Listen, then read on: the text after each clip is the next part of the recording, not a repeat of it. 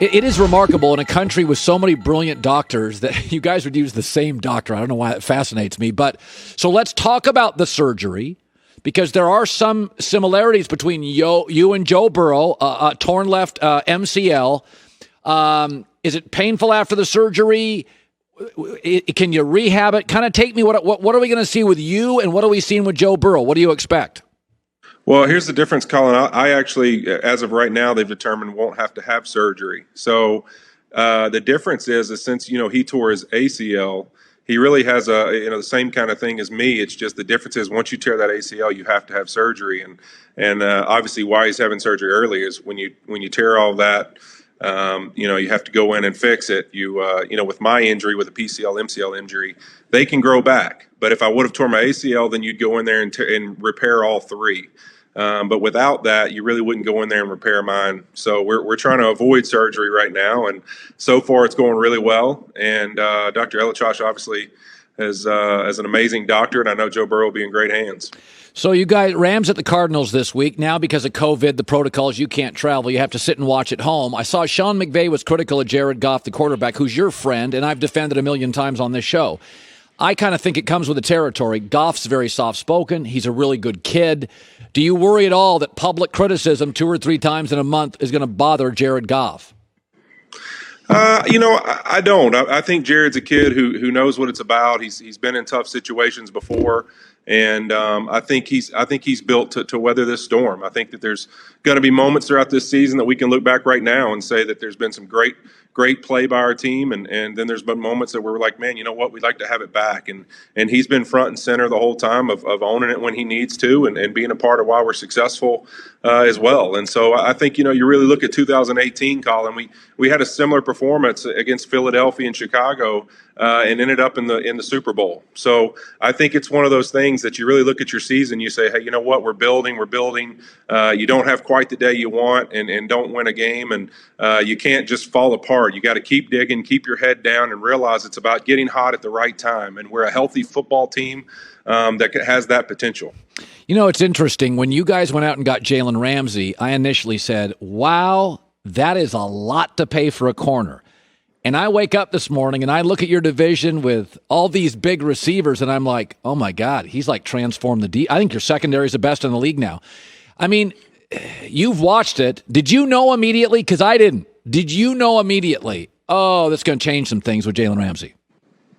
I don't think you knew it immediately. I think everyone knows what a special player he was. But I think for me, really what's changed it is being in this environment, given the opportunity of what Sean does so well, of letting guys have ownership in who they are, how they carry themselves, and what's important to them, giving them a voice. What's really been special to me is the tremendous player he is, but the opportunity to get to know how his mind works and the challenger he is. He's a guy that, to me, coming from Jacksonville, you didn't hear a lot of good things about what his chemistry with the team was. You just knew what a tremendous player he was. And then now having him here, his ability to challenge our entire defense with the physicality they play with, and whether they're soft and whether they're playing soft and whether they're hitting people or tackling, what they're doing. He constantly is challenging guys on the physicality they play the game with. And you watch him as a DB, people want to argue who's the best. I mean, there's not a more physical guy than him for sure at the position. I mean, you watch the way he tackles people, it's violent. And he's really made a difference with that attitude and the way he's able to challenge guys around him. And that's what really makes you special. When you're an elite player and you have an elite ability to challenge people around you and make them better, sky's the limit for your group.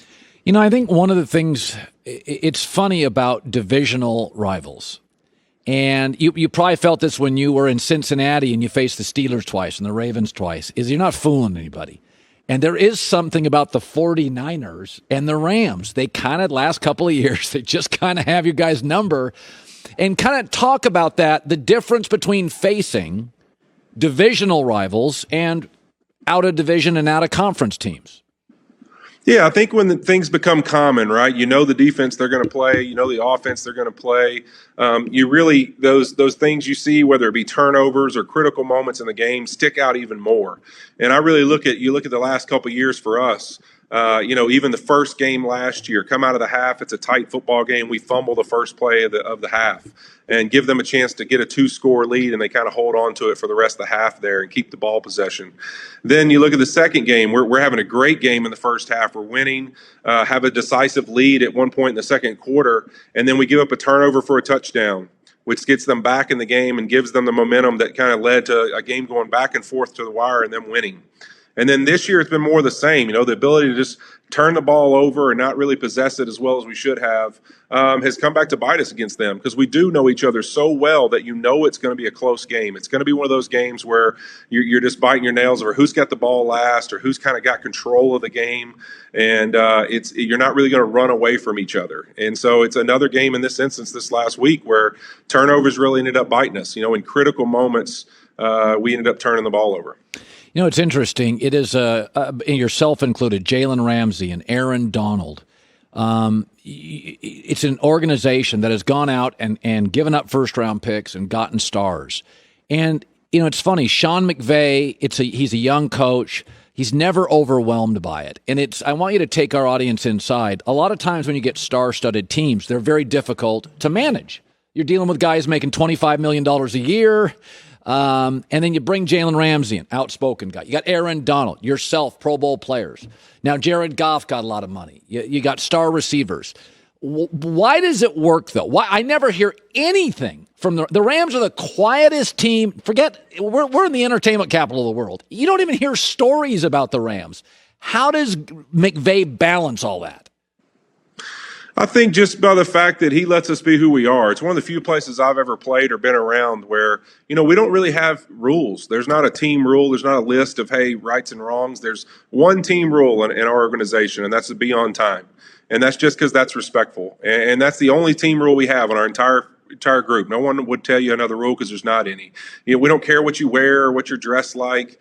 We want you to be yourself and realize that we're all going to care about each other. We're all in this thing together. And as long as we're all pulling in the right direction, all the other stuff is just, it's an opportunity to create diversity. It's an opportunity to create divisiveness that just there's no point in it. And I think that we want to really have an opportunity where guys be themselves, bring out their best in their personality and challenge themselves to be at their best each and every week, and that's all that's important, and that we support each other along the way. So I think Sean just does a tremendous job of giving you that confidence that he's in it with you, and the only thing he wants to do is compete and win. And outside of that, we're not here to do anything else. And so I think that makes it fun, where guys enjoy the place they work, they enjoy the environment, and we don't have any yelling or cussing or screaming or calling guys out like that. It's just not the kind of environment. It's an environment to enjoy what you do, love what you do, and let's go compete to win together.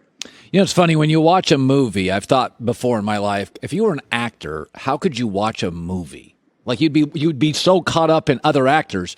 As a football player who never missed games, when you watch a Rams game, if I was sitting next to you and you had the remote, what is it like to watch a game with a Pro Bowl left tackle? Are you a mess? Are you screaming? What is it like? I'm a mess, Colin. At one point in the game the other day, I had to walk outside, just kind of take a walk. I need to take a breather, just get away from the kids and the wife, and yell at myself a little bit. And it's terrible. I mean, I'm sweating. I can't sit still. It's not any fun. You know what? I'm glad that people love watching our game.